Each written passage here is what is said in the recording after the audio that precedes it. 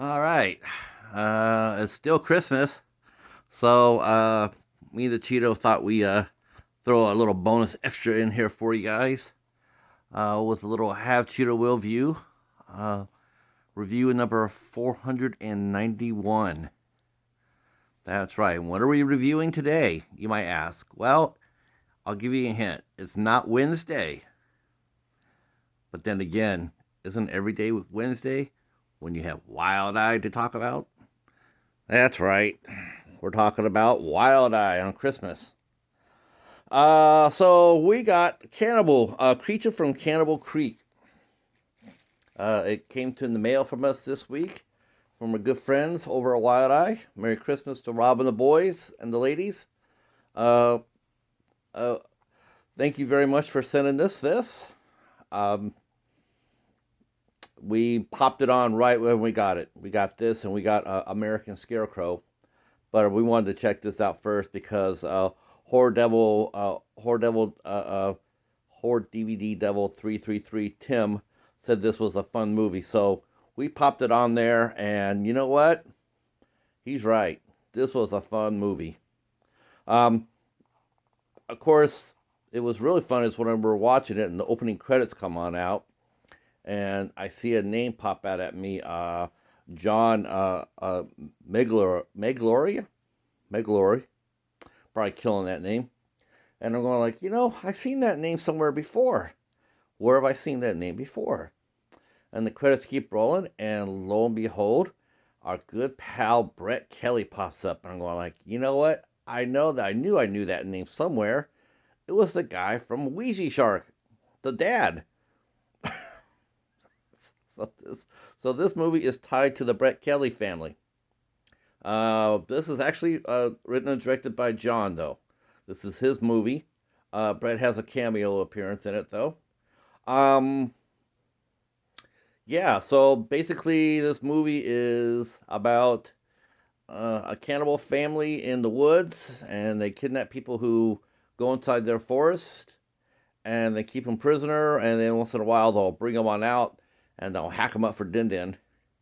And and a gentleman is out there looking for his daughter, and he's walking looking. He sits down for a little bit to eat, and as he does, he notices an animal has been killed, and the body is left on the side of the trail. So he buries it. So we know that he's a nature lover. He soon captured right after that, and he's put in a cage, with a cannibalistic family. Think Texas Chainsaw Massacre, and and so they tell him, how the rules are. If you work, you live. If you don't, you die. Well, he's just trying to find his daughter. So he tries to escape, and he's mortally wounded in the attempt. And the cannibal who stabs him thinks that he's dead, so he leaves him there. But he crawls off into the woods and he dies. But he's on a magical space, and he's transformed into the creature from Cannibal Creek. And he comes back and he wages a one creature war against the cannibal family. Um, so yeah, so on the surface, you definitely could poke some fun at this movie, but actually, I actually like this. I thought this was really well done for the zero budget. Um, has a practical creature who the costume. I mean, you might laugh right at first. You might say, "Oh hell no," but really, honestly, this is a love letter. This movie is a love letter to 1950 creature features, to early 70s slasher films. It's all really what it is. It's someone has really enjoyed the creature feature genre from the 50s. The creature could easily you could turn on any movie from the 1950s. In this movie, if you put this movie in black and white, you wouldn't skip a beat. You think it'd be from the 50s, from when you see the creature. It's fun.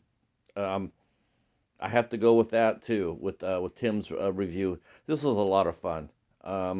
and there's some humor in it, but it's not all fun and games. Not to say it's serious or anything like that, but there's one brutal ass kill that would go hand in hand with any horror film out there. This kill was so brutal. It was really surprising to see it because up till then it was sort of fluffy, puffing stuff like violence. But they came up with this one, and there's one kill in there that will sit there and have you going like, "Damn, they went there." Well, they did. Um, the acting is very energetic. There's some really light humorous touches there. They have a matriarch, Harriet, crazy as batshit, and there's Neptune, uh, and this family is actually tech savvy. They use walkie talkies to communicate with each other, which is actually pretty smart. Didn't expect to see that. Uh, the effects are not bad for what it is. There's some gore. Um, Not too bad. I mean, nothing to write home about except for that one kill. The one kill was spectacular. Uh, I really thought it was. I really it's also a little bit of Swamp Thing into the mix. Um, I mean, you could actually see some Swamp Thing influences.